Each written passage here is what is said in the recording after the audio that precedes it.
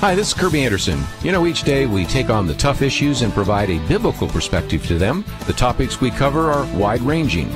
Apologetics, theology, prophecy, creation and evolution, intelligent design, marriage, family, child-rearing, the millennial generation, trends in society, politics, economics, business, religious liberty, the Constitution, public policy, foreign policy, military policy, tensions in the Middle East, abortion, homosexuality, pornography, sexual ethics, media, technology, history, and America's godly heritage.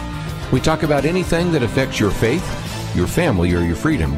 So don't go anywhere, because Point of View starts right now.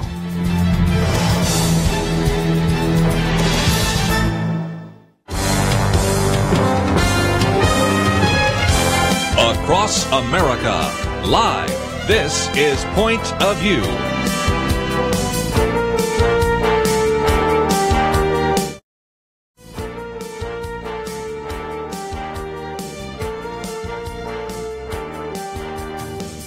And now, Nick Pitts. And welcome to Point of View on this third Monday of February, also known as President's Day. I am Nick Pitts, your host for the morning edition of Point of View on this February 19, 2018 day. I am so glad that you decided to join us on this President's Day, and please know that we have got a packed show for you today. We'll do a quick run-through of the news here at the very forefront of the show, and then followed by that, we'll have two guests with us over the next coming 2 hours. We'll have Ryan Sitton, who is running for Texas Railroad Commissioner, and we'll also have in the second hour Debbie Wuthnow, who's the executive director for the iVoter Guide, an organization and project of the Heritage Alliance, trying to help Christians better understand the issues as well as a particular godly, divine position on those issues, with that being said.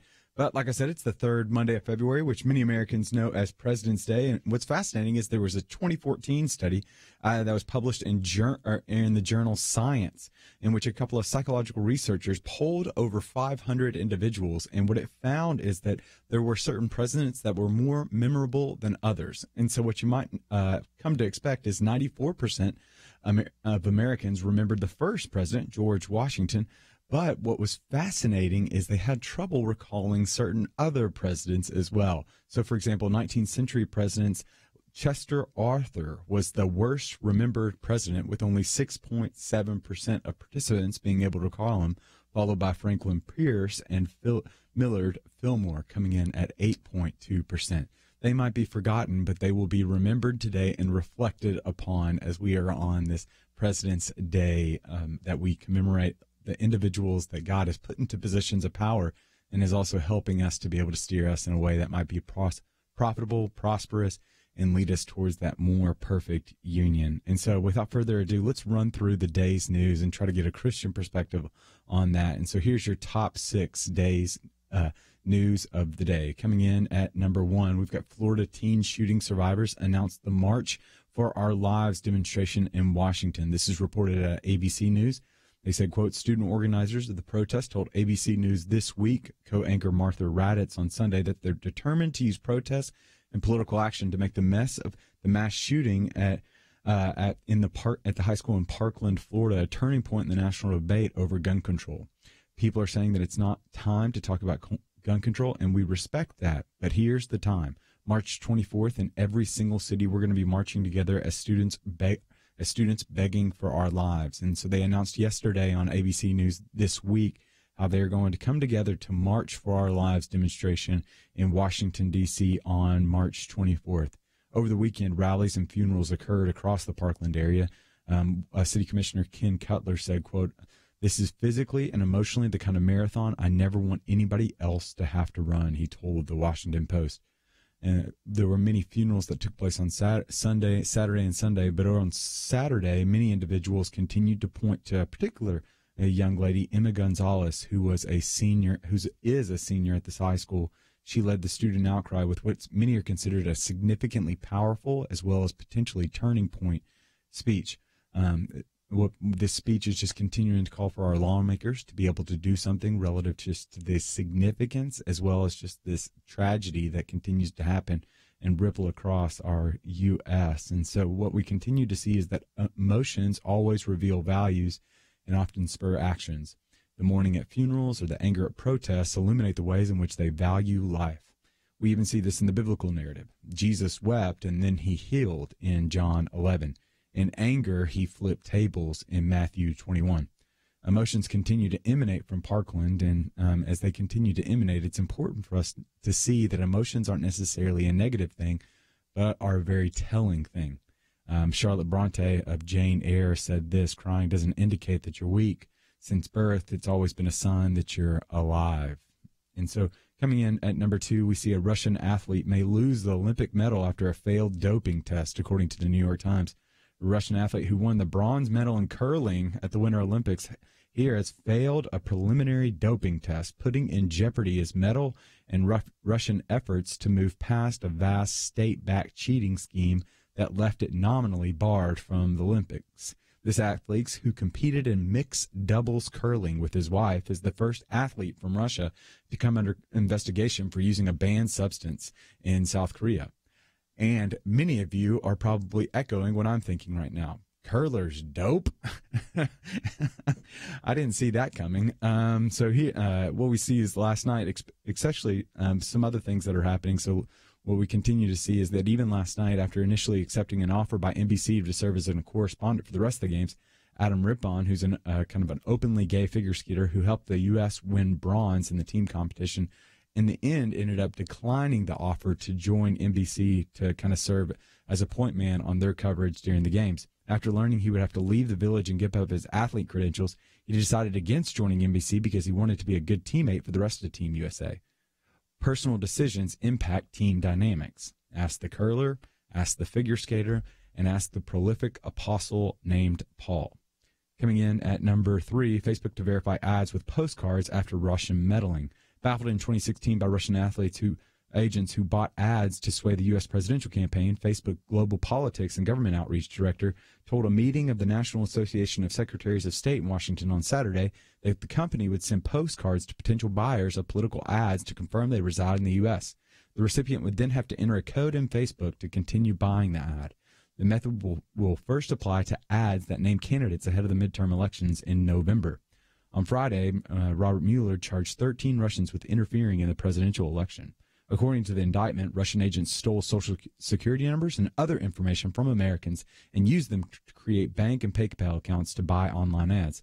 They also recruited Americans to do such things as hold up signs at rallies organized to create content for Russian-created social media posts. The scope and scale: Facebook uncovered around 3,000 Russia-linked ads and were seen by as many as 150 million users. Per the indictment, the goal of the defendants was to, quote, to sow discord in the U.S. political system.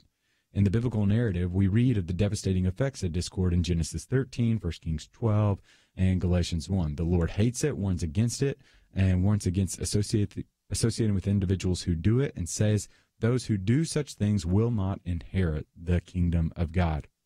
Coming in at number 4, Black Panther roars to a record $192 million first weekend at the box office. The high-profile black superhero movie starring individuals bypassed early expectations, raking in $192 million in ticket sales for the weekend.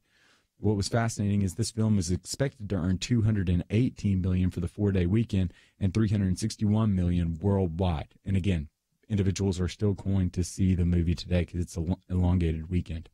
According to ComScore, 37% of ticket buyers were African Americans on Friday, compared with 36% being Caucasian. Historically, African Americans consist of around 15%.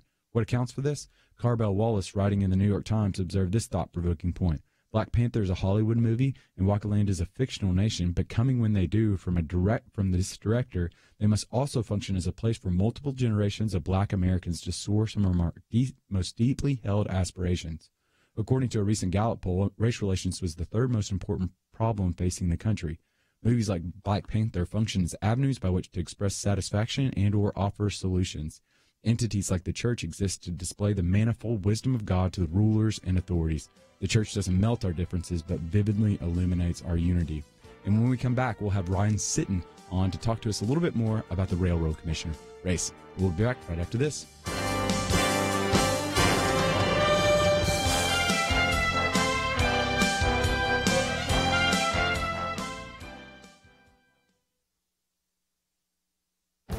This is Viewpoints with Kirby Anderson.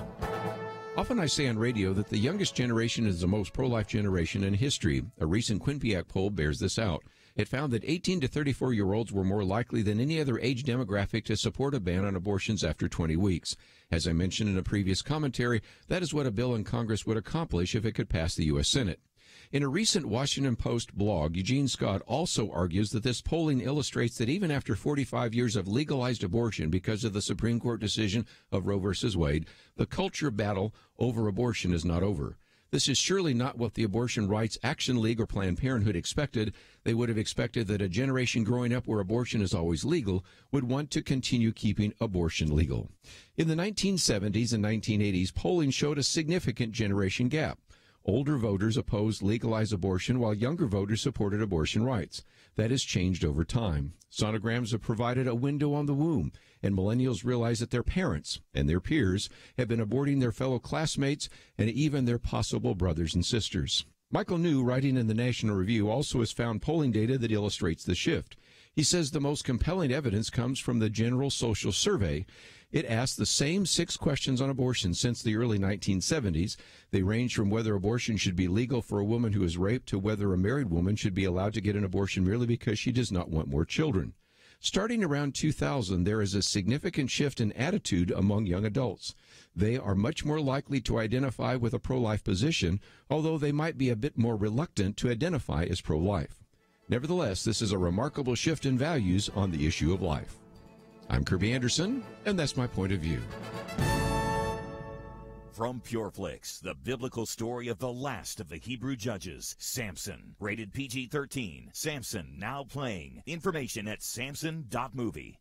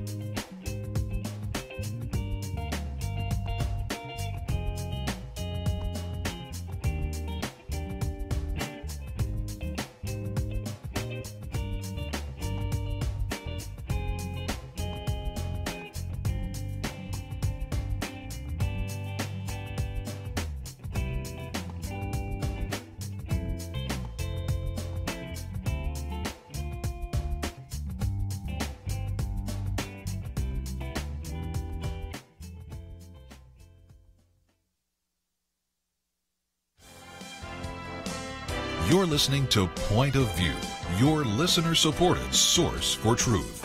And welcome back on Point of View. I am Nick Pitts, your host for Point of View this morning edition, specifically in the Dallas area, as well as over on Facebook and online as well. We are so grateful that you decided to join us. And now we've got a special guest that's going to be with us over the phone. We've got Ryan Sitton, who is currently one of the world's leading experts in energy. In 2014, he was elected to the Texas Railroad Commission, the state agency that oversees oil and gas regulation in Texas, and is the first engineer to serve on the commission in 50 years. As railroad commissioner, Ryan's committed to fostering an environment where energy can be responsibly produced as efficiently and effectively as possible. And so we've got on over the phone with us right now, Ryan. Ryan, you there? I am there. Hey, Ryan. Okay? Can hear you well. How are you today? I'm doing great, thank you. I'm actually in Houston today. Believe it or not, I'm outside one of our community colleges. I'm going to go in at 10 o'clock and talk to a group here this morning. And, man, it's such a beautiful day outside. I couldn't help but just walk around outside while we're on the phone. I love it. I love it. Well, thank you so much for joining us today. And so for our audience, help us understand a little bit more about yourself. Tell us a little bit about yourself, Ryan. Well, sure. I appreciate that. So I grew up in Texas. In fact, I grew up in the Dallas area in Irving. Both of my parents were school teachers. My mom taught at a little private school called Cistercian, and my dad taught at Nimitz High School in Irving for 44 years. So I come, and they were chemistry and physics teachers, respectively. So I come from a family of geeks, and I am a geek myself. Was just really blessed growing up with just great parents, and I had a younger brother, younger sister. Graduated, went to Texas A&M, got a mechanical engineering degree from there, and actually met my eventual wife in college. She was also a mechanical engineering major. We got married shortly after college. We've been married almost 20 years now, and we have 3 kids.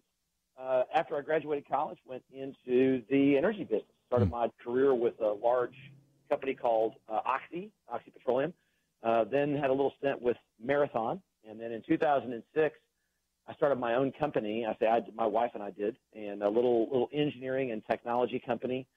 But we've just been really blessed. The company has grown like crazy. Over the next 10 years, that company went from Jennifer and I in our dining room to 750 people all over the world in the energy space. And I actually stepped down as CEO about 3.5 years ago when I became a railroad commissioner. So I no longer work at that company, but all that experience doing, in the energy business all over the world gave me a really unique perspective.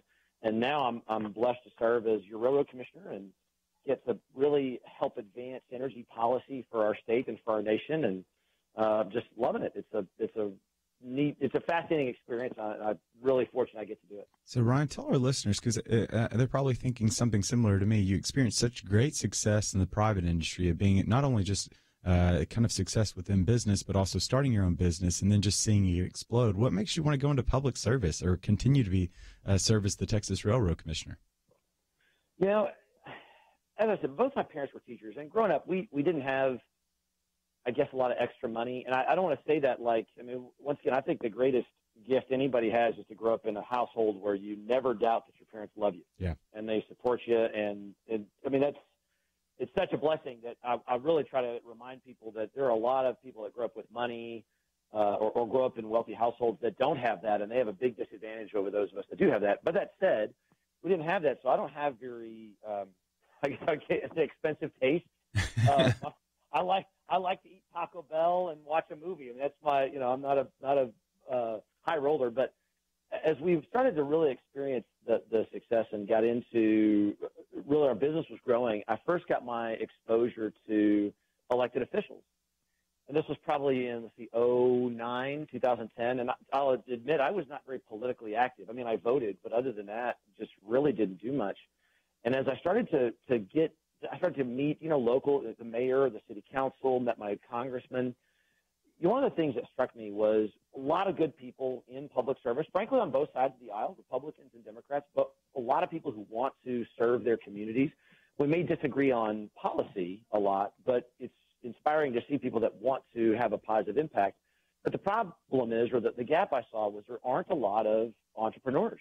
A lot of people who have experienced real business success and grown a business like I had just don't tend to get into public service, and that's a gap because, someone like me who got to really experience the opportunities that are in this state and this nation should be in a role where we get to articulate those in a positive way for people around us. And so anyway, that was when I was drawn to public service. And then the more I got to experience how big the opportunities are in energy. And it's hard to overstate this, Nick.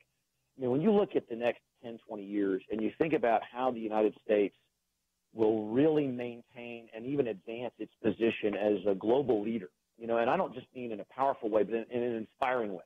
Mm-hmm. The kind of country that people all over the world look to and say, I want my country to be like that. I want my community to experience values like the United States. When you think about how we can do that, energy, I believe, is probably the number one way we can do that because we have so much technology, so much know-how, so much expertise.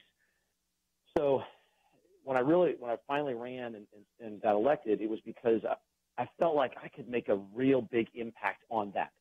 And whether or not people out there would know it, because at the end of the day, your railroad commissioner is not a very famous position, just having an opportunity to make that kind of impact in the world around you is something that's tremendously rewarding. So that's what drew me into this specific role. Yeah, so we're with Ryan Sitton right now. Ryan Sitton's running for Texas Railroad Commission, served in that position since 2014. He's one of the first engineers to kind of serve on the commission in over 50 years. And like he's already indicated, one of the differentiating characteristics of Ryan, he is a business entrepreneur, has achieved success, created his own business with his wife in 2006, has seen that business grow from 2 people at the dining room table to what he says is over 750 today.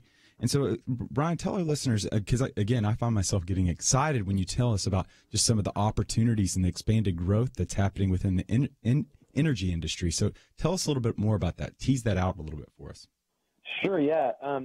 when you look around the world over the last 100 years, civilizations, and I mean, we kind of think of civilizations in a number of different ways, but when you think of the modern day urban civilization, well, that is growing up around the world, all around us. In fact, continents like Africa and Asia are seeing an urbanization of their people. They're seeing their people become more educated, and they're seeing their people be able to contribute more to the advancement of the human race.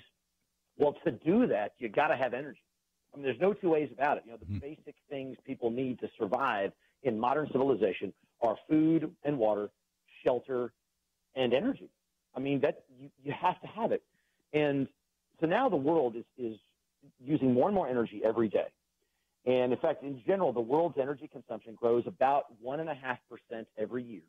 And even though our population is growing at a clip, exponentially, so it grows faster and faster every year, because we get more and more efficient, our energy consumption is a relatively steady 1.5% growth.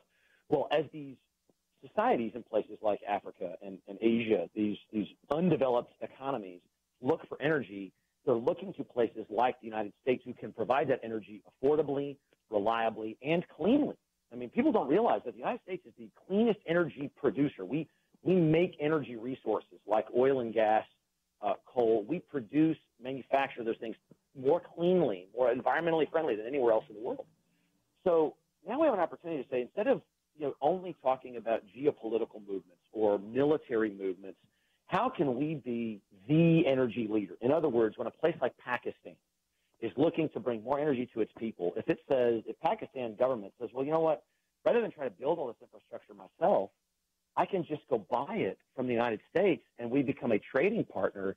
We have so much influence over the Pakistanis. And once again, they see what an advanced society who is based on, liberty principles and freedom principles and principles of accountability. They see how that works in a partnership. And I think that's very inspiring. So once again, with the growth in energy around the world and our ability to provide that energy, whether it's coal, oil, gas, even let's talk about solar, wind, through complex grid systems. We do it all better than everybody else. Why not take that to the world and inspire the rest of the world to, show them what a really advanced and principled society can look like? That's phenomenal. And so we're with Ryan Sitton, who's running again for kind of a Texas Railroad Commissioner, and he's going to be running for re-election. Was first elected in 2014. We're coming up on a commercial break, and Ryan's going to join us after the break. And you also have a chance to be able to ask your questions as well. You can jump over on the phone call, 800-351-1212. Again, that number is 800-351-1212. Or you can jump over on Facebook, facebook.com/pointofviewradio.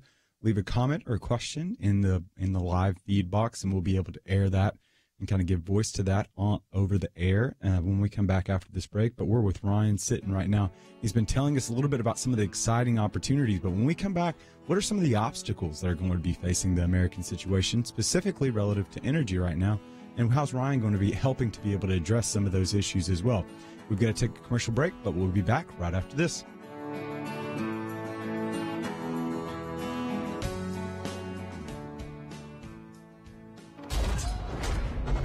From PureFlix comes Samson, the biblical story of the last of the Hebrew judges, from his anointing to betrayal to redemption. My name is Samson, and you will face the wrath of God. Samson, rated PG-13. May be inappropriate for children under 13. Now playing. More information is available at samson.movie. Missing a day of Point of View is like Samson losing his hair. Now stay with me. Without his hair, Samson was weak, and ultimately he lost his sight. Without Point of View, you miss out on encouraging news, stories of how God is using Christians to make a difference. Instead of being strengthened, you get discouraged. And Point of View helps you see places to get involved, opportunities to apply your God-given gifts for good.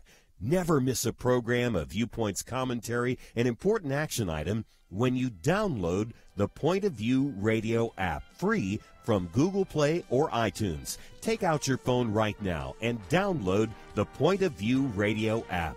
See the difference you can make. Point of View will continue after this.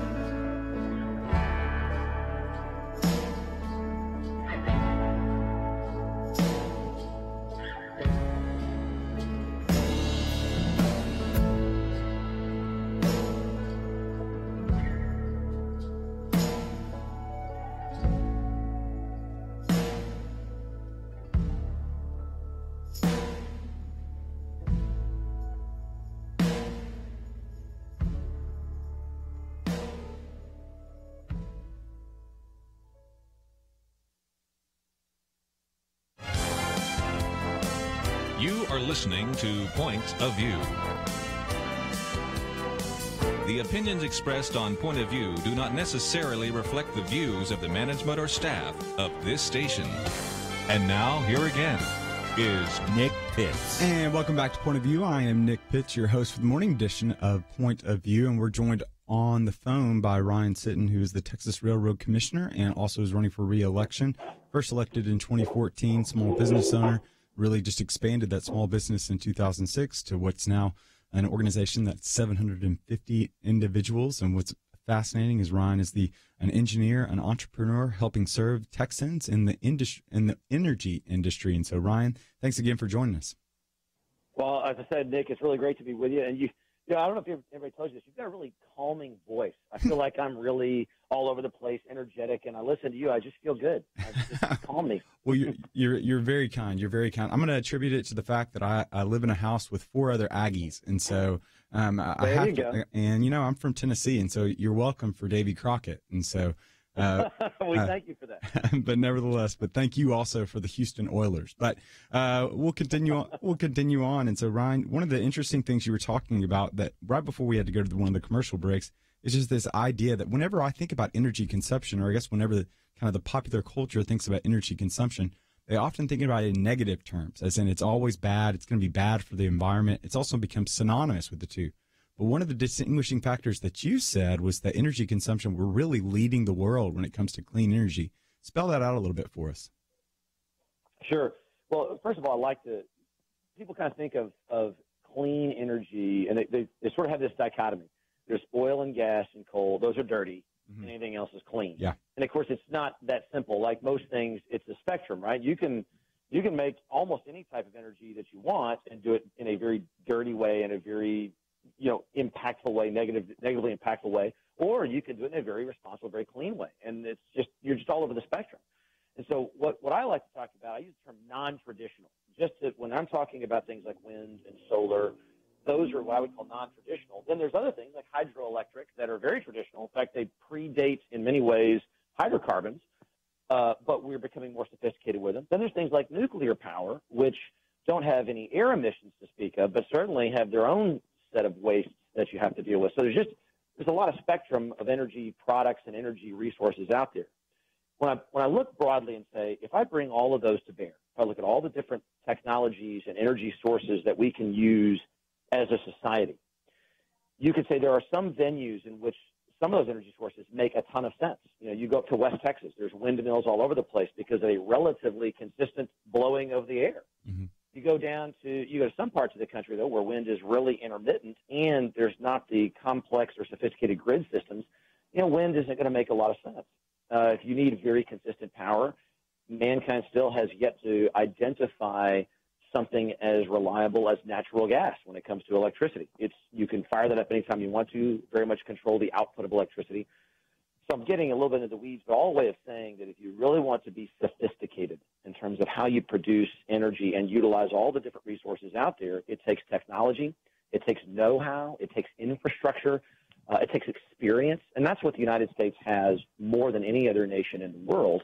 And so we can look, I'm talking about private businesses, can look at the market and say, how can I bring these things to bear into markets where the demand is there? Mm-hmm. Say Mexico, for example, who is the number one consumer outside the United States of U.S. energy. We export electricity, we export natural gas, we export refined products, all to Mexico, who is looking for new energy sources and is buying U.S. energy more than any other country in the world. So as we look and say, yeah, there are so many different mechanisms out there, and we're going to bring them all to bear in ways that nobody else in the world can do it, imagine the influence, imagine the opportunity we have to influence all the other countries that need our energy. That's phenomenal. And so one of the things that I'm really interested in, because you paint such a compelling picture of what the future could potentially look like relative to the United States leadership within the world, one, but also some of the unique contributions that the U.S. brings to that, too. And really undergirding the American system, as you kind of alluded to, is this idea of liberty, which allows private businesses and entities to be able to operate and just utilize their God-given skills and gifts to be able to find needs in the marketplace and to be able to satisfy those needs with products and services. But as you continue to look over the next 5 years, 10 years, there's so much to be positive about. What are some of the opportunities, or rather obstacles, I guess you could say, What are some of the challenges that lie ahead of us in the next coming years? Sure, and let me get to one that's very philosophical, if it's okay, especially since I'm in the world of politics. Unfortunately, the world of politics has become so negative. It's just full of vitriol, and you're at the end of the day, you look and that's not what the Lord calls us to do, right? I mean, I'm as diehard a conservative individual from a fiscal perspective to social perspective, but we are at our best when we are painting a vision of optimism, when we're painting a vision of love and of inspiration.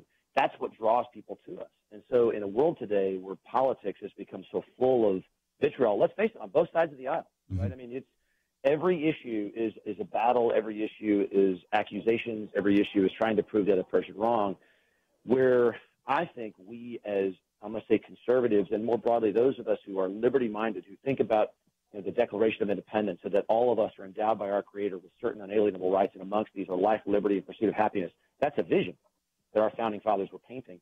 And so the challenge in front of us is, if we really want to take advantage of opportunities in front of us, I like the way you said it, everybody's God-given rights. I mean, it's I think it's Luke chapter 12, verse 48, where we hear, unto whom much is given, of him much will be required. Yeah. And that message is so important because our country has been tremendously blessed. Instead of going out there, we as elected officials and those of us in the world of politics, instead of going out there and kind of hammering our point home and trying to make sure everyone knows we are right and that we are the ones who are getting it right, instead being inspirational about, look at what's in front of us. Look how we can get there together. And, hey, look, I understand you have a different point of view, and that's okay. I just still want to try to express, I want to listen, I want to understand that, but let me tell you what I've learned as I've studied, and let me paint a picture of the opportunity in front of us. I think that's what will draw people in and who will look down the road with us and say, wow, yeah, we should do that. That is where we should go. So it's kind of a philosophical way of saying, I think if we can't get past the negative dynamic in public policy today, it's going to be difficult for us to leverage all of the opportunities in front of us. Getting back to the point you just made, a lot of people in modern kind of conversation about energy feel like energy consumption is just a negative thing. We're only going to change that by painting an optimistic picture of the future, which is the real picture. Yeah. And so we've got work to do there. That's phenomenal. And so, Ryan, tell us a little bit more, because you kind of alluded to it in your answers. There's just a Christian conviction, it sounds like, in your voice, and especially in some of your responses. I noticed on your bio, you indicate that you're active members of St. Andrew's Episcopal Church. So for our audience, it's largely a Christian-based audience, I would dare say. Help us to be able to understand how some of those Christian convictions work their way out in the Texas Railroad Commission. It's funny. Of all the jobs in all of politics, the Railroad Commission is probably the geekiest job you can find. I mean, it really, we're into the weeds on market rates and well-bore design. I mean, you'd say, well, how do you bring, let's even broaden this, just a general Judeo-Christian belief that it's our job as stewards of the Lord to go out and be the men and women he calls us to be. Every job in public service is exactly like public service. So I'll give you an example. Tomorrow, I'm going to go to a little city outside of Houston where there was an oil well that had a blowout about 3 months ago. And there's a group of people there, and they are concerned about the safety of that oil well. And I'm going there to do a town hall. We expect somewhere between 50 and 200 people to show up, and they're going to be upset, which I would be too, right? And this is not a political debate, right? We just want to know that we're safe. Now, it turns out that maybe most of the people that show up would politically identify as Democrats. I don't know the answer, but whether they never vote, they vote Democrat, they vote Republican, it doesn't really matter. My job is to go there and say, look, I work for you. And I have been blessed with a lot of knowledge about how this stuff is done and an engineering background. So let me answer your questions and explain to you what we do know and why we believe that this is safe. And so, yes, there was a blowout, but here's how it was handled. And if I can do that well, and the people there say, man, he didn't talk about Christian values. He didn't talk about conservative or liberty principles, but golly, he sure seems like he's there to serve me. Mm-hmm. He sure seems like he's there to do what is in my interest, what's in the state's interest. I really like that guy.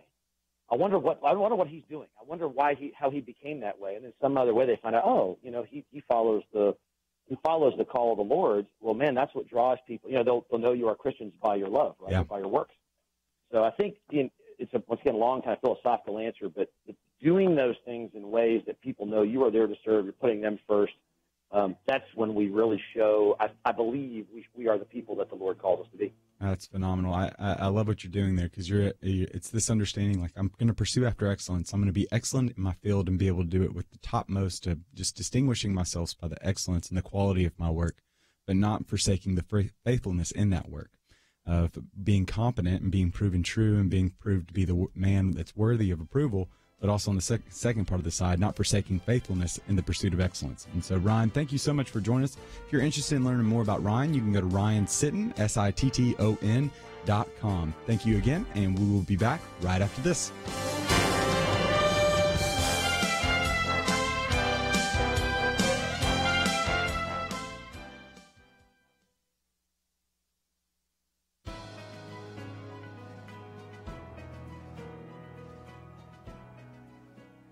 Welcome to the First Liberty Briefing. I'm Jeremy Dice. Tucked away in the corner of the United States Constitution is an important phrase that demonstrates our country's commitment to religious liberty. Toward the end of the main part of the Constitution, we find Article 6 dealing mostly with debts and the supremacy of treaties, but in the final paragraph, the framers prohibited any, quote, religious test for constitutional officers. Perhaps the most interesting thing about this religious test clause is that it has been entirely self-executing, probably because no religious test has actually been presented to any federal office holder. But the framers had at least two concerns about religious tests. First, if permitted, could religious tests be used by religious groups to exclude individuals from other religions? And, equally important, the framers recognized that a religious test could keep good and wise but secular citizens from achieving office. The framers of the Constitution sought a government officially neutral toward religion, one neither hostile toward nor sympathetic of the religious beliefs of its federal officers. Inherently, this recognizes the outer limits of government, that government's job is to govern rather than demand its people practice religion in the manner prescribed by Congress. In this way, somewhat unique in history, the United States became a government that permitted its people to pursue their relationship with the divine without pressure or punishment by their government. To learn how First Liberty is protecting religious liberty for all Americans, visit firstliberty.org. You can learn how to protect religious freedom in the workplace, public schools, your church, the military, and more by downloading First Liberty's free Religious Liberty Protection Kits at firstliberty.org. That's firstliberty.org. If you want hope for religious freedom, go to firstliberty.org.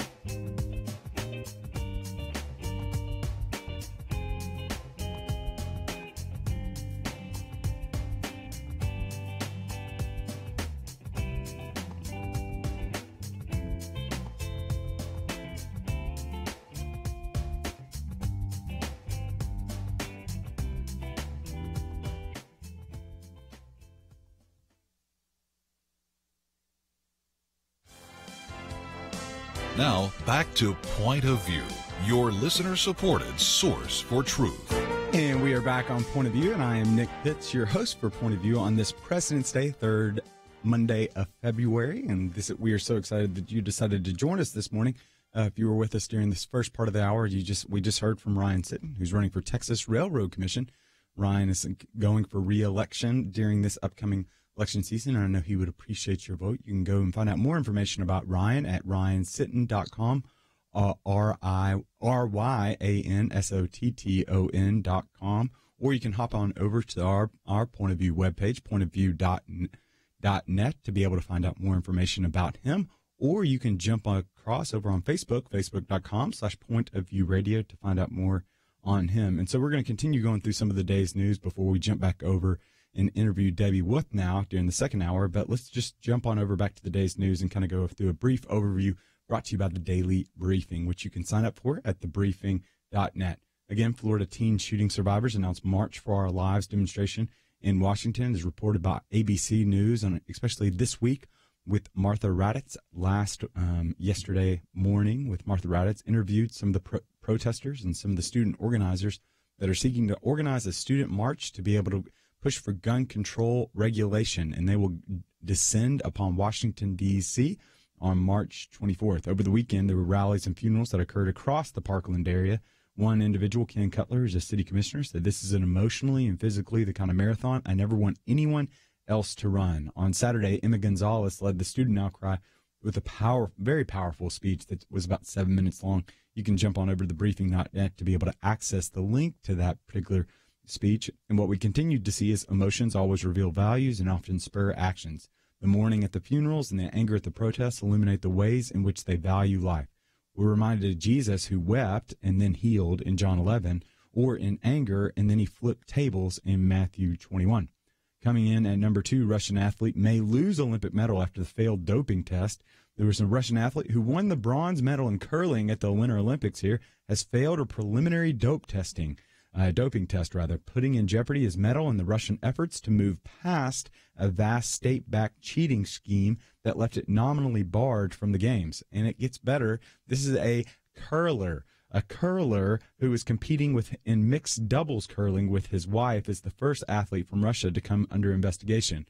Curlers dope, y'all. Curlers dope. Last night, and what was fascinating is other news that is coming out of the Olympics. Last night, after initially accepting an offer by NBC to serve as a correspondent for the rest of the games, Adam Rippon, who's an openly gay figure skater who helped the U.S. win bronze in the team competition, then declined the offer. The reason why he declined is after learning he would have to leave the Olympic Village and give up his athlete credentials, he decided against joining the team for the sake of decided against joining the NBC team for the sake of keeping with the U.S. Olympic team. What we continue to see is personal decisions impact team dynamics. Ask the curler, the figure skater, and then the prolific apostle. Facebook, and coming in at number 3, is going to verify ads with postcards after the Russian meddling. On Friday, Robert Mueller charged 13 Russians with interfering with the presidential election. According to the indictment, Russian agents stole Social Security numbers and other information from Americans and used them to create bank and PayPal accounts to buy online ads. They also recruited Americans to do things such as hold up signs at rallies organized to create content for Russian-created social media posts. What's fascinating is the scope and scale. Facebook uncovered around 3,000 Russia-linked ads seen by as many as 150 million users. Per the indictment, the goal of the defendants was to sow discord in the U.S. political system. In the biblical narrative, we read about the devastating effects of discord in Genesis 13, 1 Kings 12, and Galatians 1. The Lord hates it, warns against associating with individuals who do it, and says those who do such things will not inherit the kingdom of God. From Proverbs 6, 16 through 19, Romans 16 and 17, and Galatians 5:19. Black Panther roars to a record $192 million in the first weekend at the box office, coming in at number 4. The high-profile black superhero movie starring Chadwick Boseman bypassed early expectations, raking in $192 million, and is expected to earn $218 million, encompassing the entire 4-day weekend. The theater, according to ComScore, 37% of ticket buyers were African American on Friday, compared with 36% being Caucasian. Historically, African Americans consist of 15%. What accounts for this? Carbell Wallace, writing in the New York Times, observed this thought-provoking point. Black Panther is a Hollywood movie, and Wakanda is a fictional nation. But coming when they do, from a director like Coogler, they must also function as a place for multiple generations of black Americans to store some of our most deeply held aspirations. According to a recent Gallup poll, race relations was the third most important problem facing the country. Movies like Black Panther function as avenues by which to express dissatisfaction and or offer solutions. Entities like the church exist to display the manifold wisdom of God to the rulers and authorities. Churches don't melt our differences, but vividly illuminates our unity, according to Galatians 3:8 through 10 and Ephesians 3:8 through 10 and Galatians 3:27 through 28. Coming in at number 5, the miracle. Born at 21 weeks, the most premature baby is thriving, according to Live Action. When a Courtney Strewson went into preterm labor after a medical emergency at just 21 weeks and 4 days gestation, there was little hope her baby girl would survive, except she did. Now 3 years old, her daughter may be the youngest person to survive after being born so soon, and because of it, she's been featured in the journal Pediatrics. Amelia Taylor was born and survived just 21 weeks and 6 days. She is the youngest premature survivor, being born at just 21 weeks. The mother told CNN that before giving birth, while she was in the hospital dealing with premature rupture, she had done research online for any children who had survived after 21 weeks, and she could find none. You know, in other news, a new law in Switzerland takes effect March 1st that bans tossing a live lobster into a pot of boiling water. This is a common way of cooking lobsters. The Swiss, seeking to restore animal dignity, say it's cruel because lobsters can sense pain. The lobsters can sense pain, and babies are hypersensitive to pain at 20 weeks in the womb, according to research. Yet the Senate still rejected a measure to ban abortion after 20 weeks in the Scriptures. And in the Scriptures, we read time and again in the power of stories to change minds and melt hearts. May the same hold true in 2018. Coming in at number 6, beauty supplements might be a waste of money, according to new research.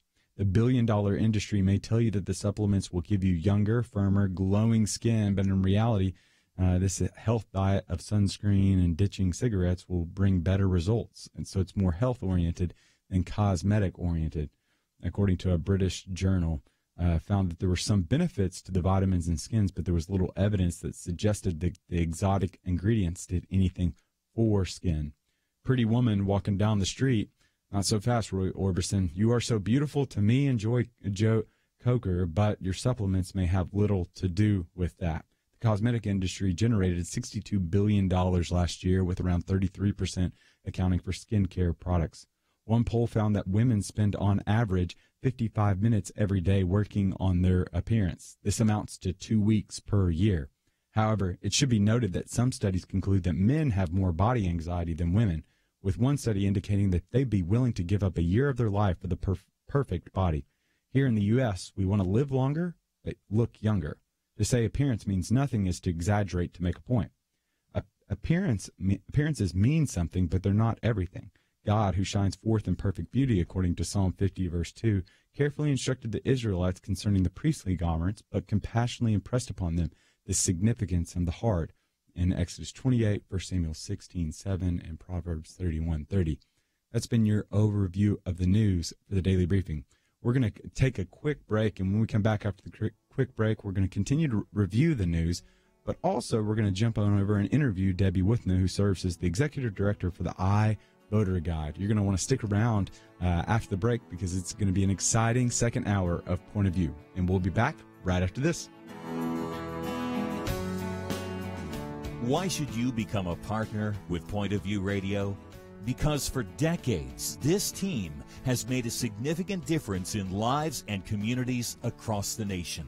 Because America is dying for lack of biblical wisdom about life and culture. You should give because your gift will make possible cutting-edge information on issues that matter, information you won't hear anywhere else. Why? Because your gift will change lives, because you'll influence our culture with biblical truth, and because you can make a difference for the future. Our nation needs a truth team very badly. Support Point of View Radio today at pointofview.net. Click on Join the Truth Team and choose your level of support. Pointofview.net. Or call 800-347-5151, 800-347-5151. Or mail that first donation to Point of View, Box 30, Dallas, Texas 75221. Box 30, Dallas 75221. Point of View will continue after this.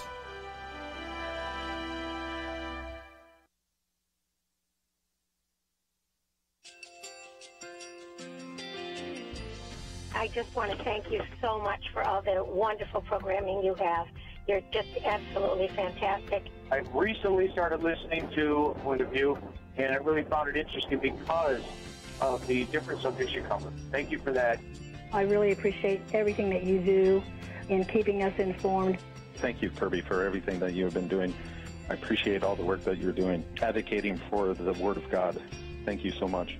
Point of View, I think, is absolutely necessary because it's a Christian perspective, a biblical worldview perspective, and receive very current, up-to-date information about what is really going on, week to week in our culture, which is changing so rapidly, and yet it's morally sliding backwards.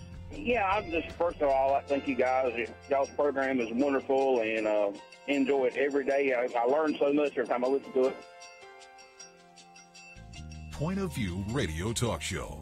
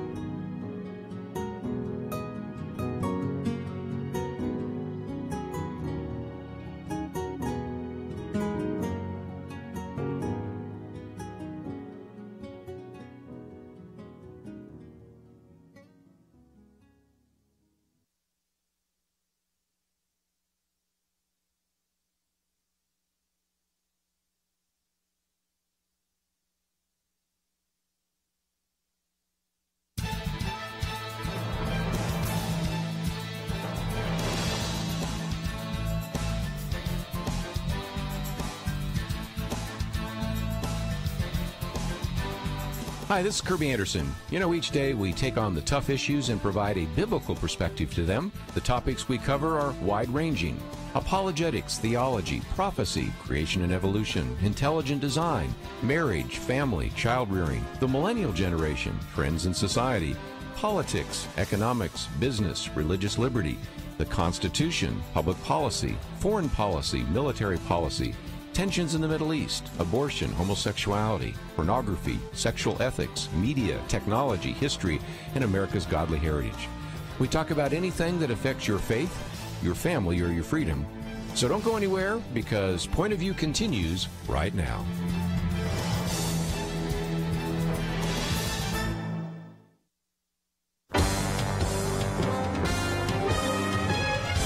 Across America, live. This is Point of View.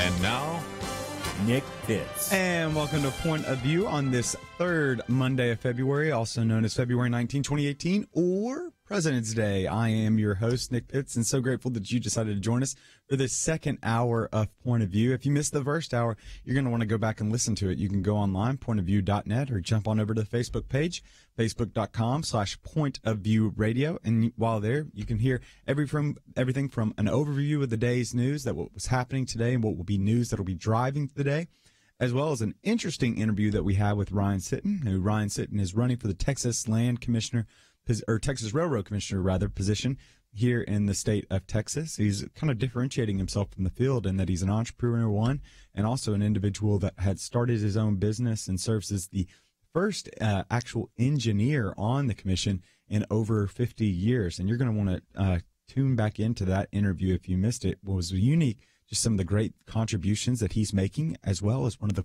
fascinating kind of potentialities here in Texas, as well as in the world when it comes to energy usage, as well as production here in the U.S. And so you'll want to tune into that. And you can do that by going to pointofview.net or jumping over to the Facebook page, facebook.com/pointofviewradio. But since this is the third Monday of February, many Americans consider this President's Day. On this President's Day, it's a time to remember specifically our first president's birthday, George Washington, which is February 22nd.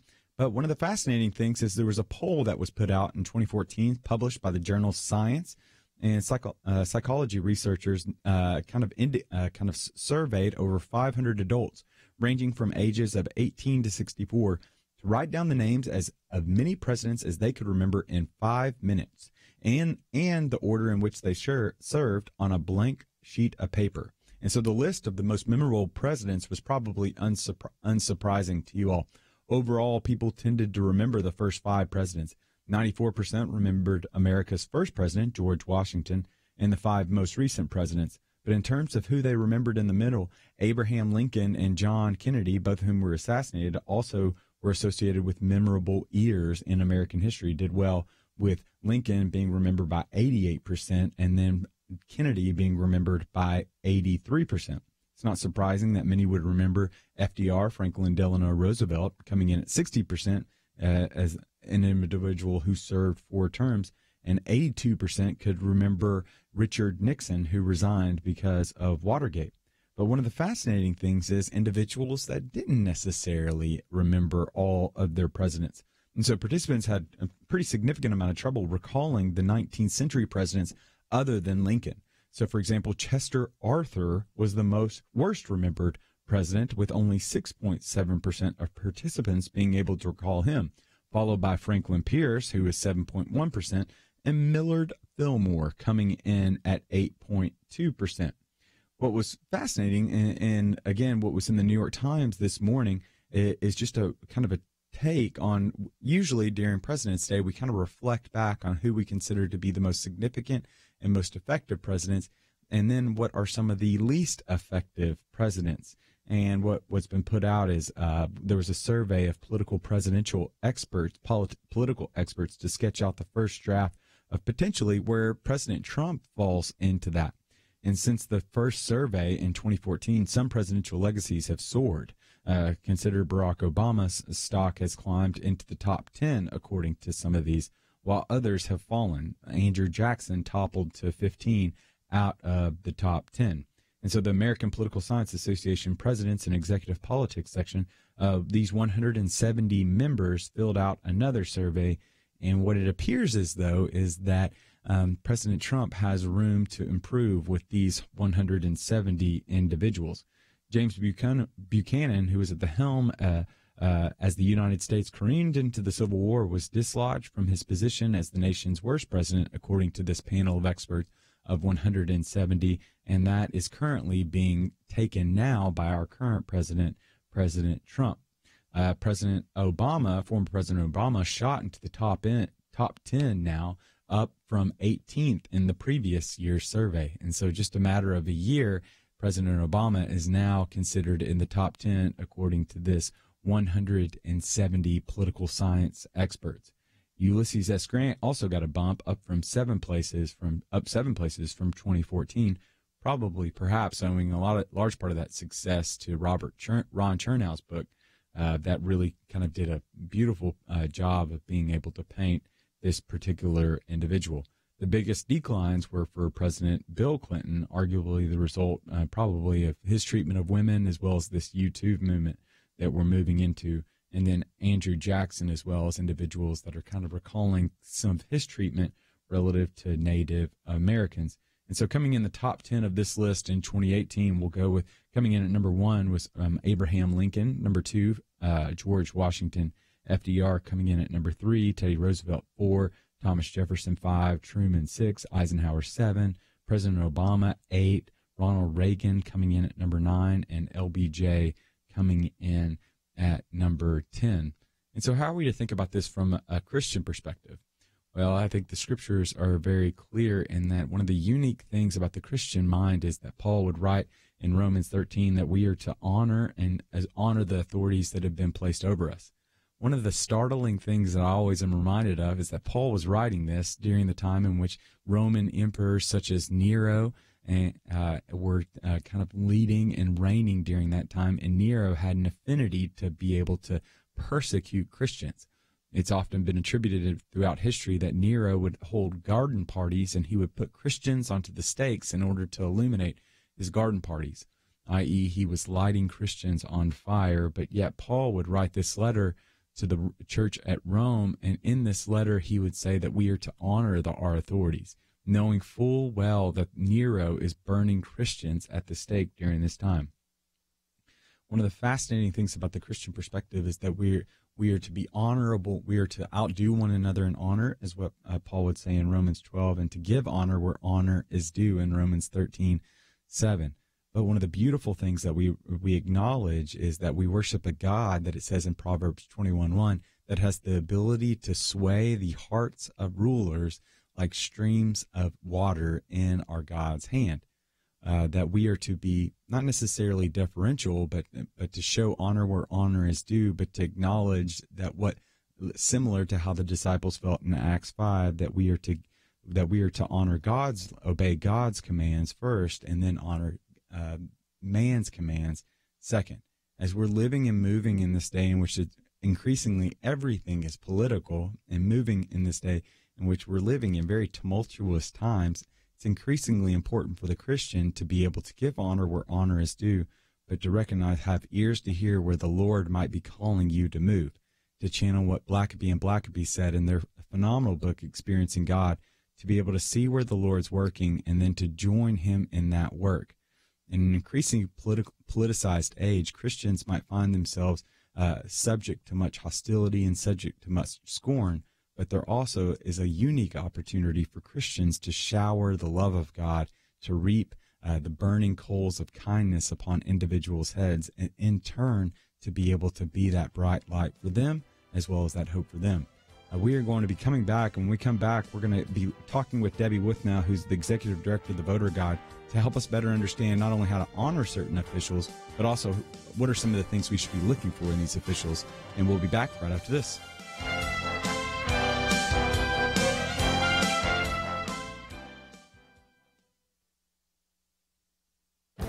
This is Viewpoints with Kirby Anderson.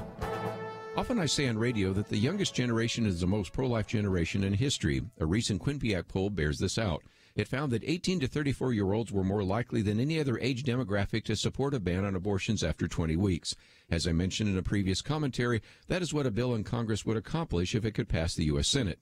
In a recent Washington Post blog, Eugene Scott also argues that this polling illustrates that even after 45 years of legalized abortion because of the Supreme Court decision of Roe v. Wade, the culture battle over abortion is not over. This is surely not what the Abortion Rights Action League or Planned Parenthood expected. They would have expected that a generation growing up where abortion is always legal would want to continue keeping abortion legal. In the 1970s and 1980s, polling showed a significant generation gap. Older voters opposed legalized abortion while younger voters supported abortion rights. That has changed over time. Sonograms have provided a window on the womb, and millennials realize that their parents and their peers have been aborting their fellow classmates and even their possible brothers and sisters. Michael New, writing in the National Review, also has found polling data that illustrates the shift. He says the most compelling evidence comes from the General Social Survey. It asked the same 6 questions on abortion since the early 1970s. They range from whether abortion should be legal for a woman who is raped to whether a married woman should be allowed to get an abortion merely because she does not want more children. Starting around 2000, there is a significant shift in attitude among young adults. They are much more likely to identify with a pro-life position, although they might be a bit more reluctant to identify as pro-life. Nevertheless, this is a remarkable shift in values on the issue of life. I'm Kirby Anderson, and that's my point of view. From PureFlix, the biblical story of the last of the Hebrew judges, Samson. Rated PG-13. Samson, now playing. Information at samson.movie.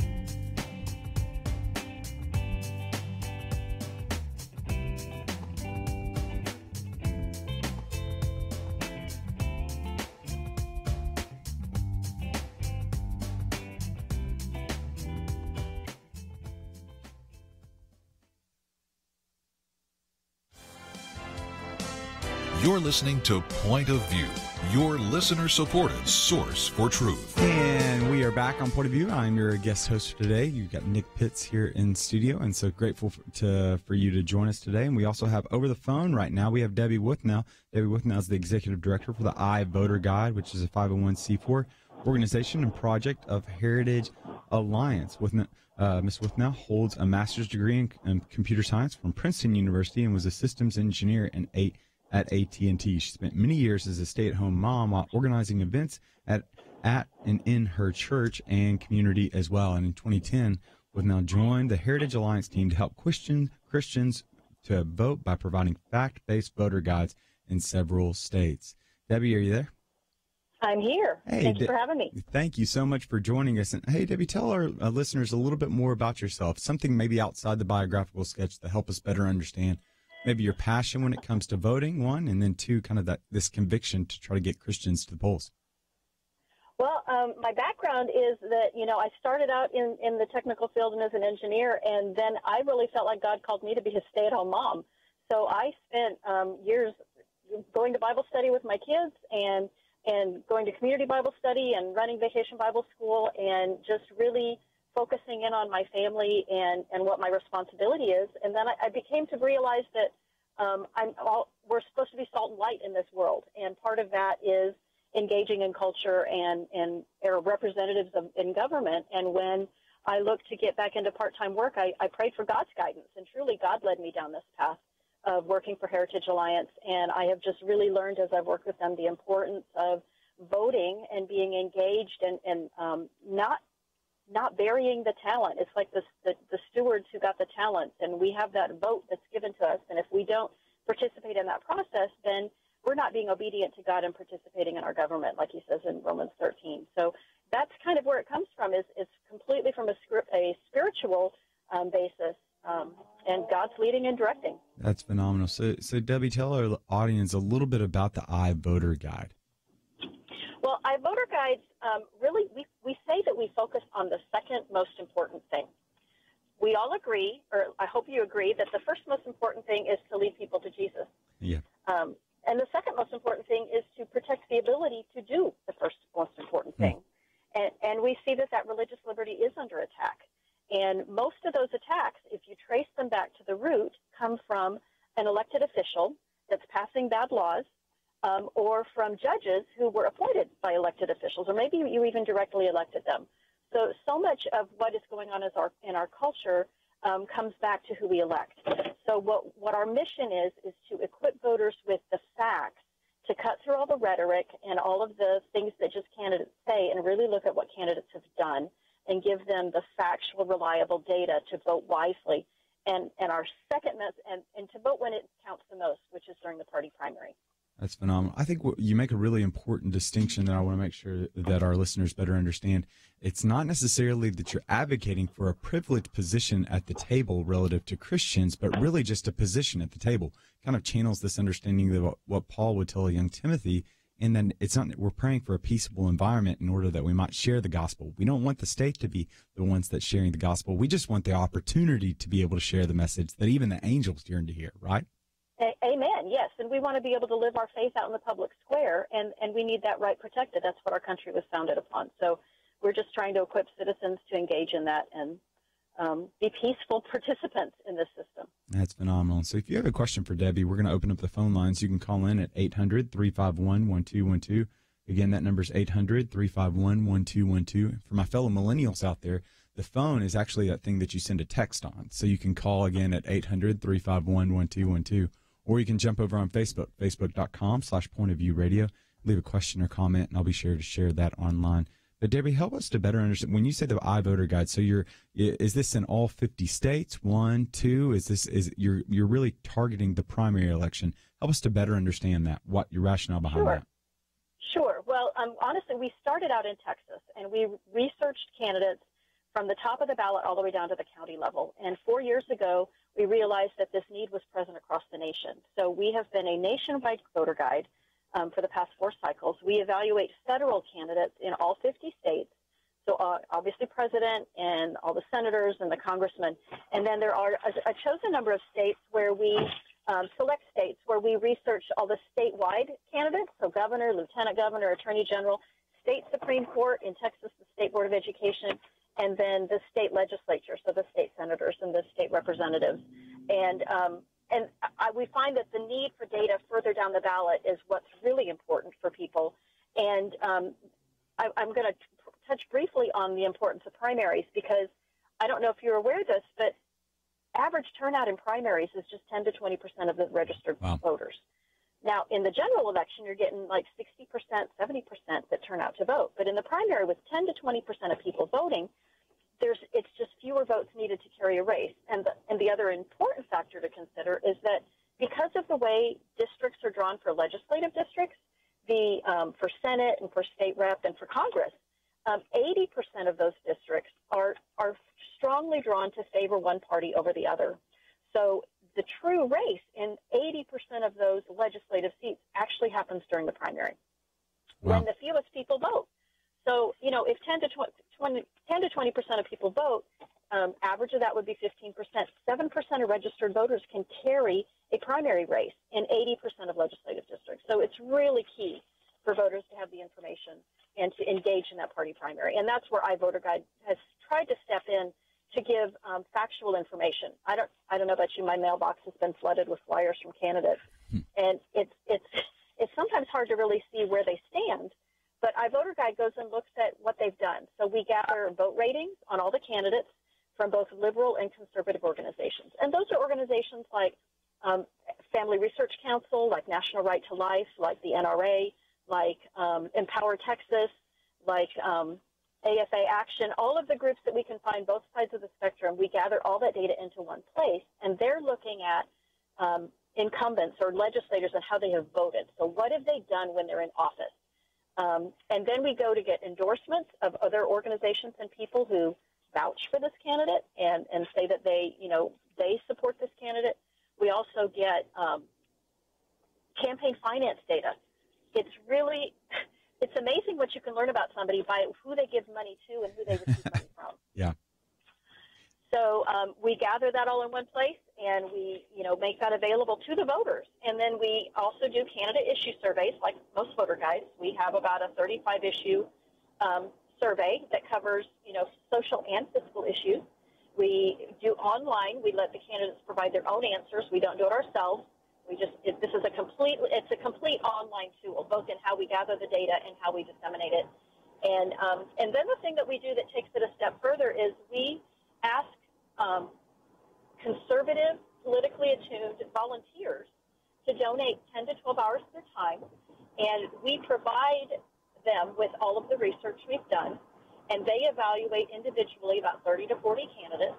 They give them a grade on a 7-point scale from very conservative through moderate down to very liberal. And we give them training and how to look at the data and evaluate it. And the goal is that they're trying to catch a snapshot of a confidence of how they think that candidate will vote once they're in office on a broad spectrum of issues.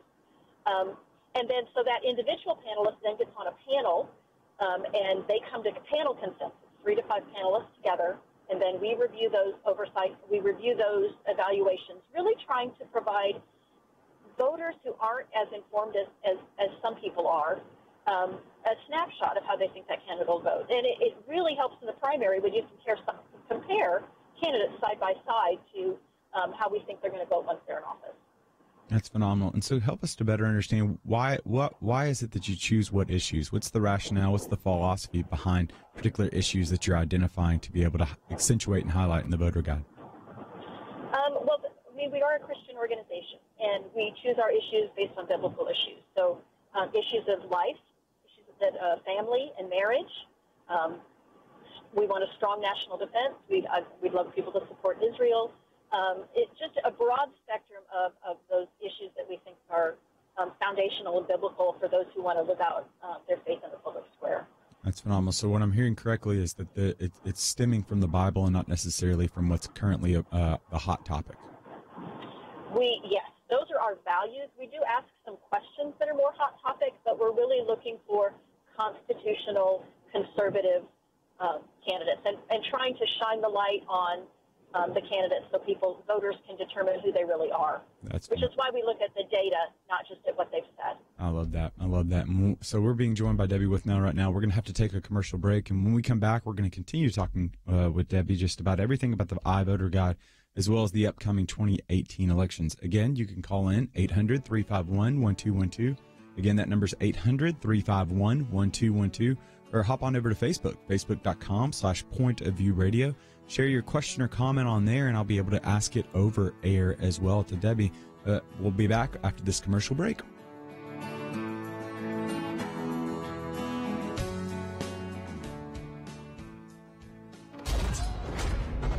From PureFlix comes Samson, the biblical story of the last of the Hebrew judges, from his anointing to betrayal to redemption.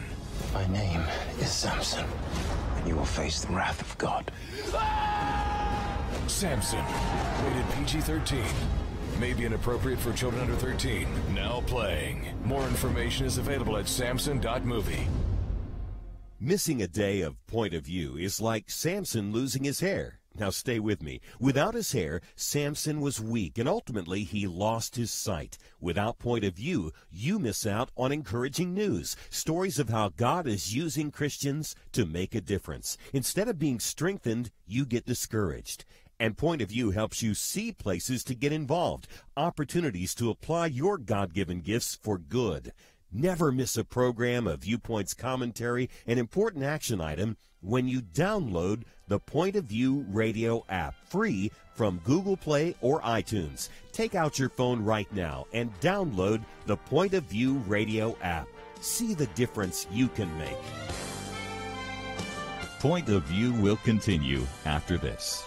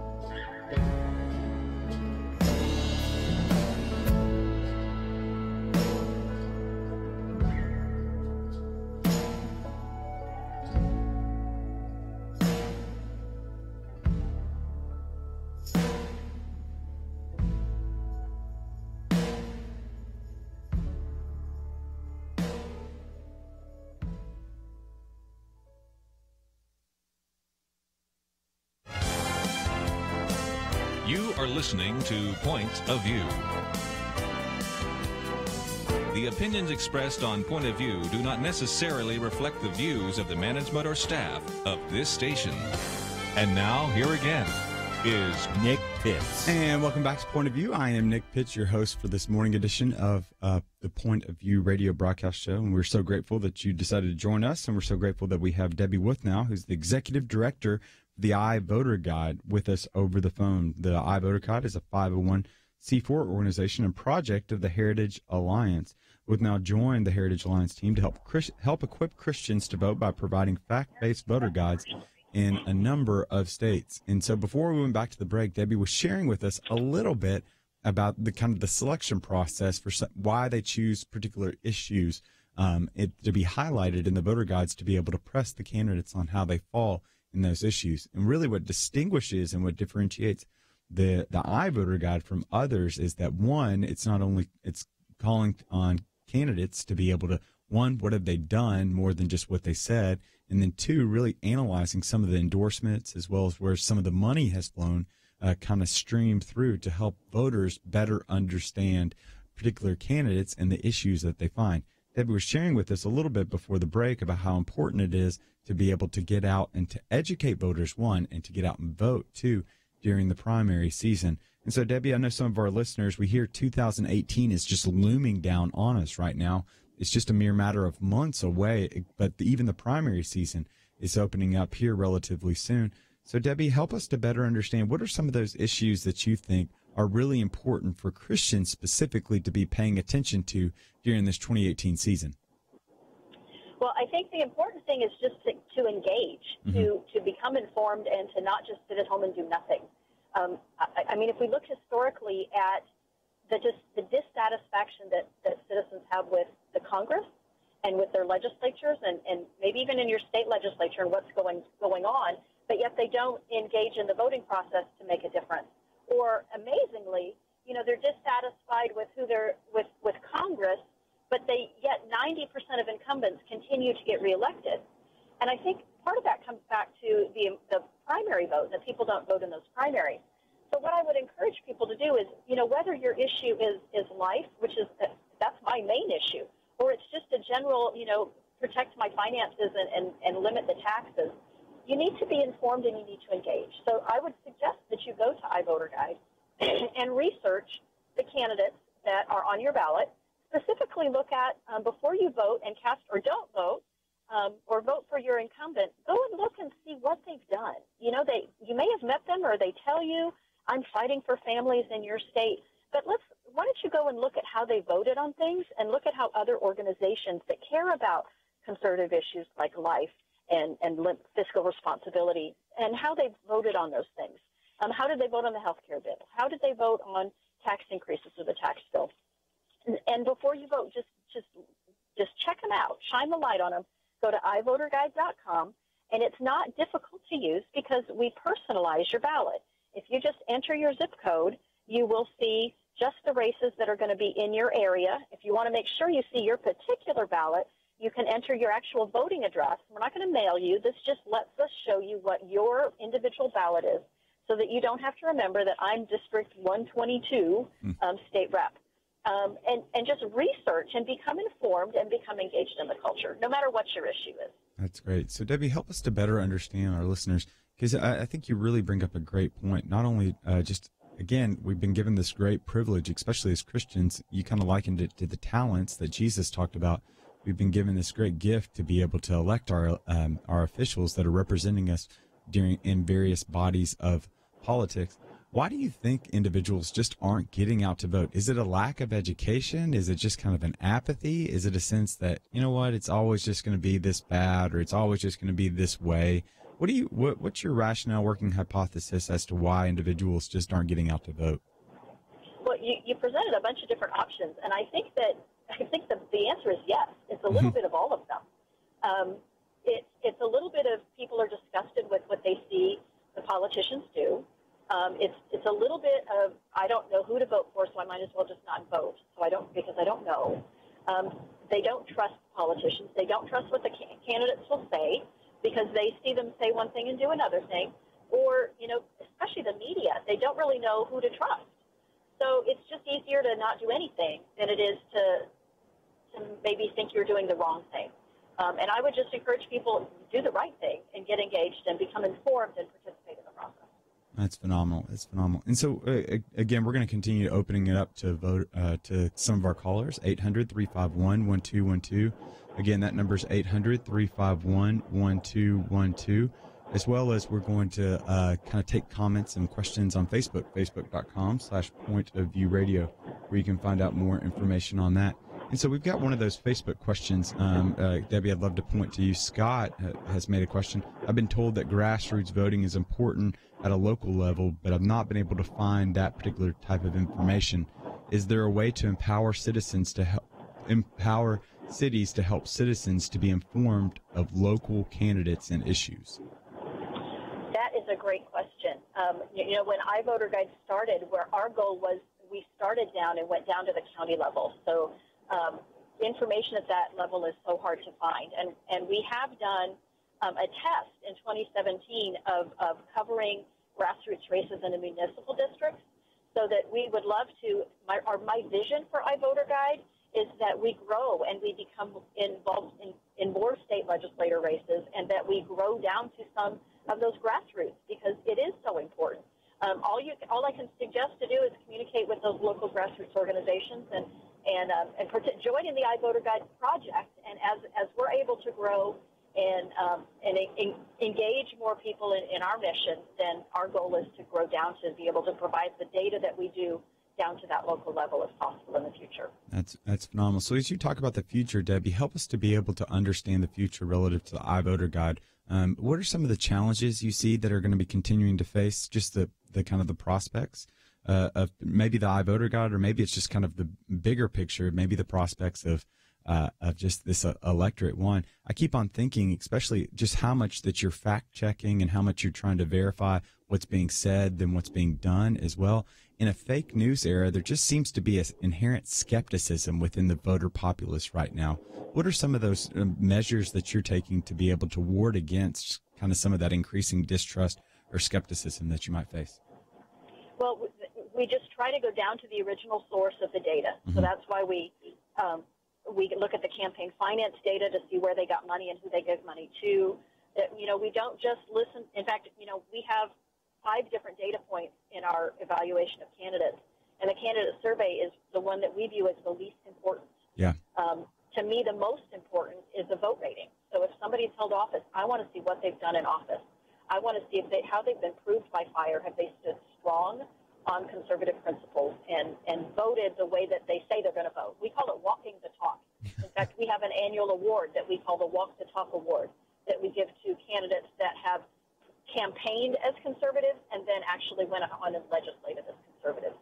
So, to me, it's getting back to and really doing the research, which for the average citizen, that is a lot of work. I mean, if you look at in Texas alone, and you said the primary season is coming, early voting in Texas starts tomorrow, and the primaries in March.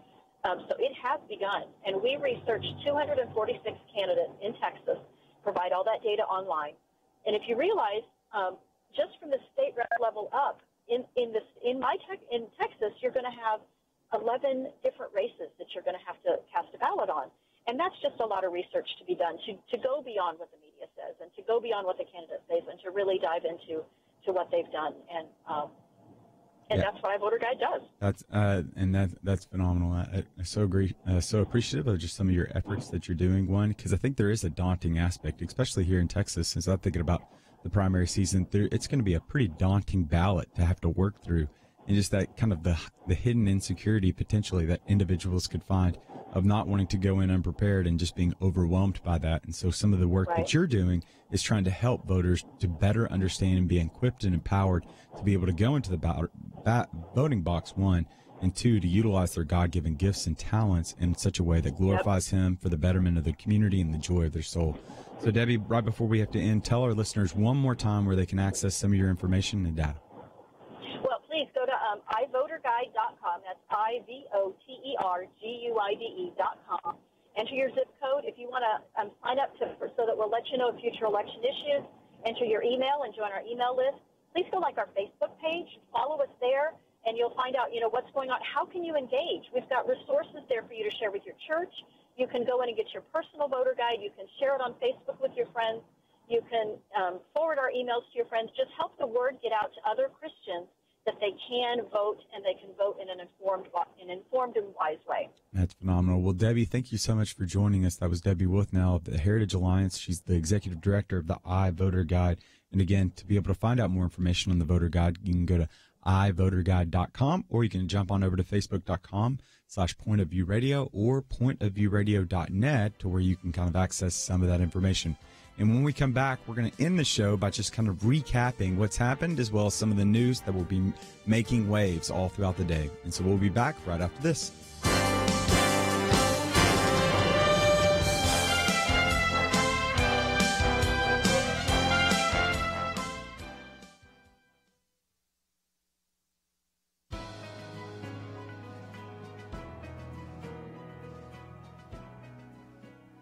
Welcome to the First Liberty Briefing. I'm Jeremy Dice. Tucked away in the corner of the United States Constitution is an important phrase that demonstrates our country's commitment to religious liberty.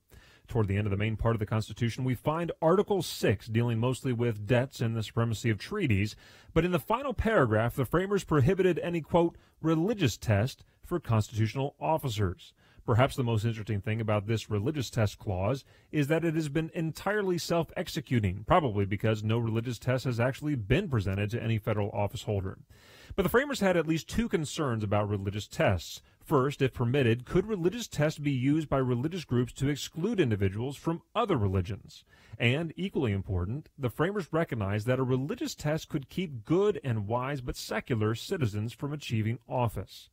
The framers of the Constitution sought a government officially neutral toward religion, one neither hostile toward nor sympathetic of the religious beliefs of its federal officers. Inherently, this recognizes the outer limits of government, that government's job is to govern rather than demand its people practice religion in the manner prescribed by Congress. In this way, somewhat unique in history, the United States became a government that permitted its people to pursue their relationship with the divine without pressure or punishment by their government. To learn how First Liberty is protecting religious liberty for all Americans, visit firstliberty.org. You can learn how to protect religious freedom in the workplace, public schools, your church, the military, and more by downloading First Liberty's free Religious Liberty Protection Kits at firstliberty.org. That's firstliberty.org. If you want hope for religious freedom, go to firstliberty.org.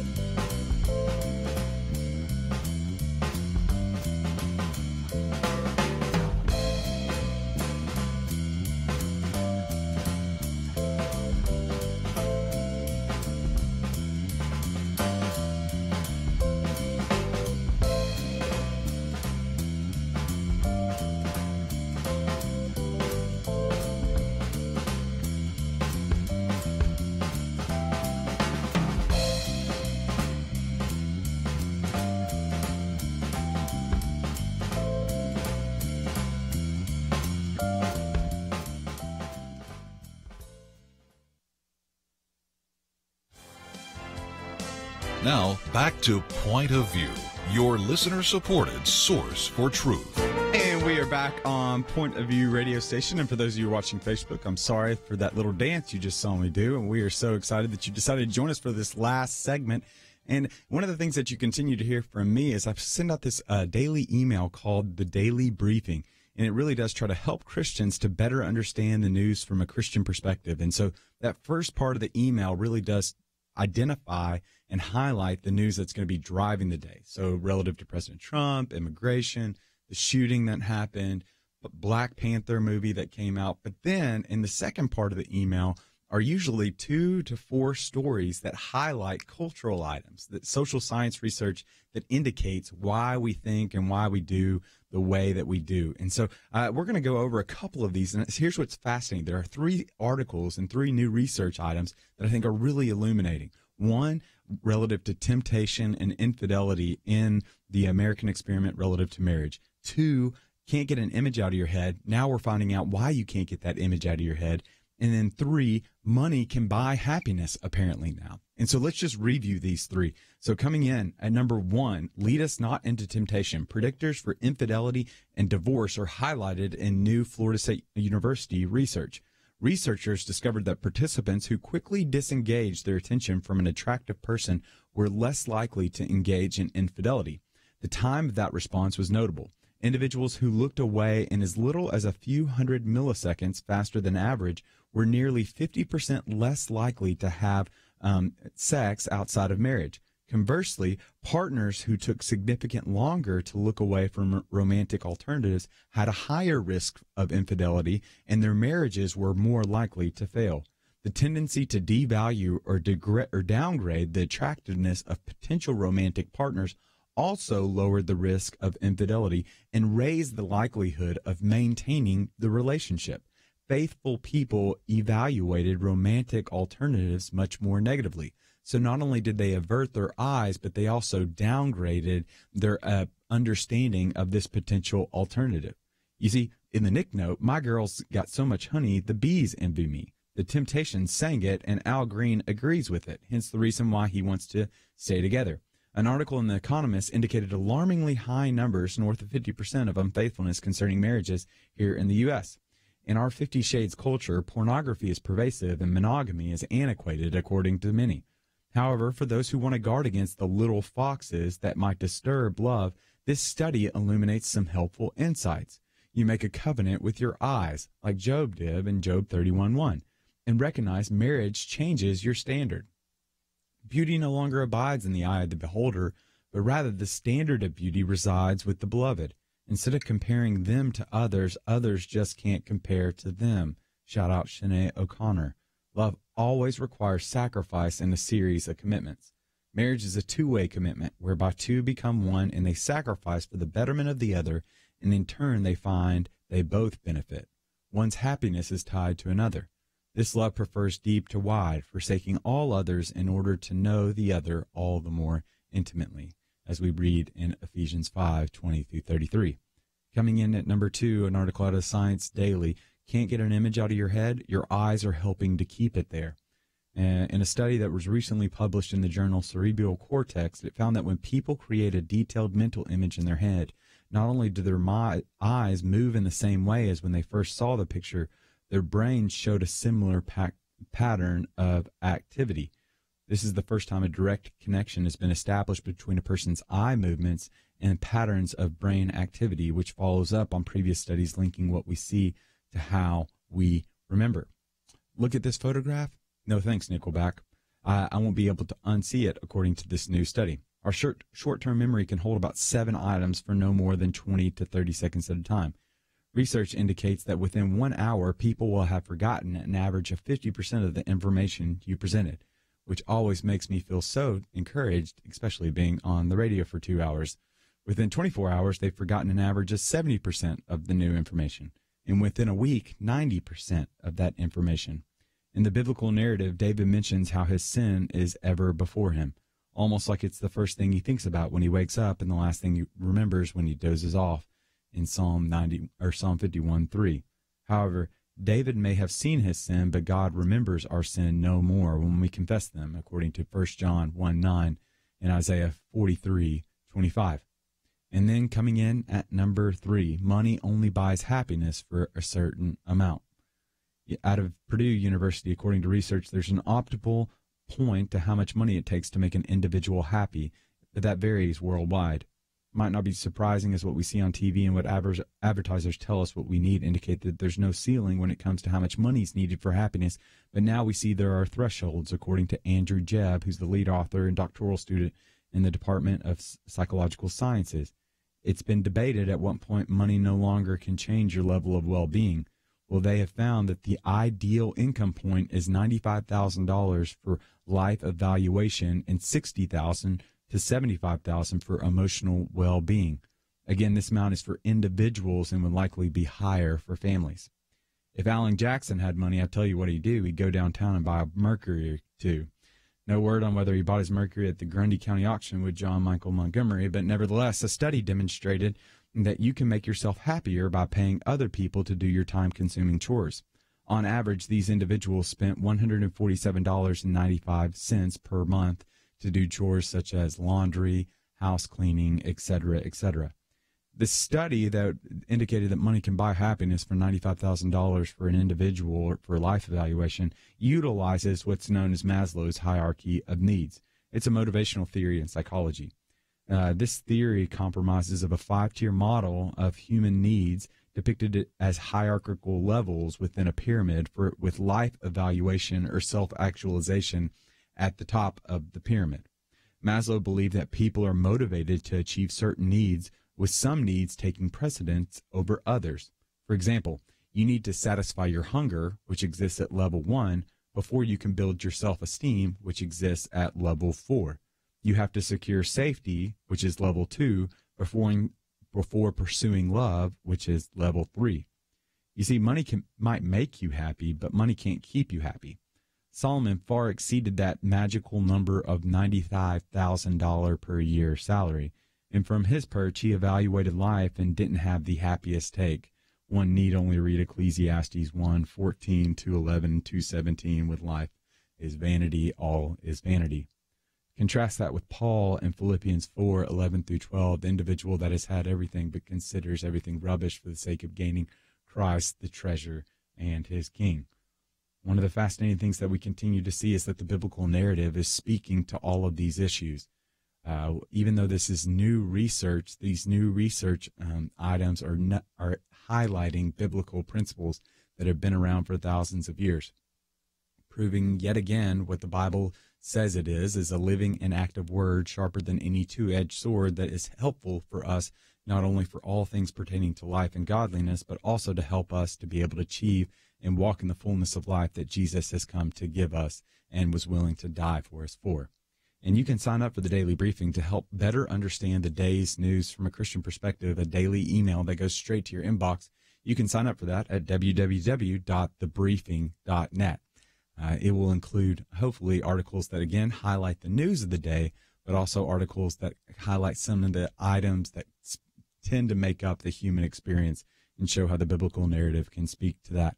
And I always like to put a couple of funny videos at the very end to remind you that all is not lost in the world and that there are some things that are going right and well. And so this has been the point of view for today. I'm so grateful that you decided to join us. You can tune in and listen to today's episode at www.pointofview.net. You be sure to go over to the Facebook page, facebook.com/pointofviewradio, to like it and also to ask your questions and comments, and we'll be following up with that in the coming hours. And again, we're so grateful that you decided to join us, but be sure to stick around. Kirby Anderson will be here in the host chair in a few hours for the afternoon edition. This is Nick Pitts, and thanks so much. Is religious freedom still a cornerstone of the Republic, or has it effectively been crushed by the forces of tolerance? America needs Christians to be informed and as unified as possible, applying God's wisdom to civic life. Point of View can be a key part of a successful